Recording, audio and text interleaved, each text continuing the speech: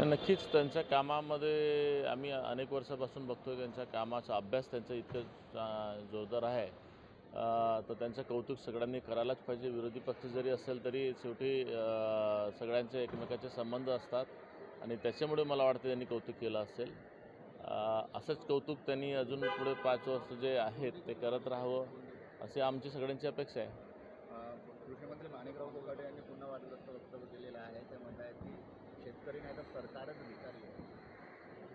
नाही, मी तर हा बघितलं नाही, पण असं जर केलं असेल तर हे चुकीचं आहे. त्यांनी माफी मागायला पाहिजे की मंत्री नी असं शब्दाचा प्रयोग नाही करायला पाहिजे आणि नक्कीच याची दखल माननीय मुख्यमंत्री आणि उपमुख्यमंत्री घेणार आहेत.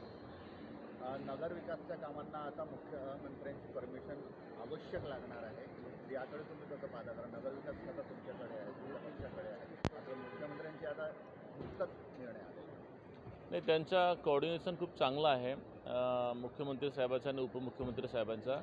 तर मला वाटतं खूप जास्त याच्यावरती काही फरक पडणार नाही, कारण शेवटी सरकार चालवायचं आहे तर सगळ्यांचं कोऑर्डिनेशन एकमेकाचं ठेवायचं असते आणि मुख्यमंत्री आणि दोन्ही उपमुख्यमंत्री साहेबांचं कोऑर्डिनेशन चांगलं असल्यामुळे मला वाटतं याचा जास्त काही फरक पडणार नाही. महाराष्ट्रातल्या हिंदी आणि मराठीवादामध्ये आता राज्यपालांनी म्हटलेलं आहे की जर लगेच माझ्यासमोर कोणी आलं आणि मला मराठी बोलायला लावलं तर मला ते शक्य होणार नाही.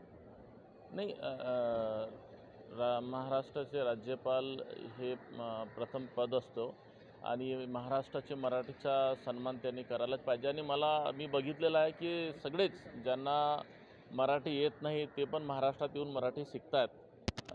थोडंसं वेळ लागते कारण त्यांना समजा मराठीचा तेवढं सराव नसेल, परंतु नक्कीच ते महाराष्ट्रात आल्यानंतर उत्तम मराठी शिकून जातात.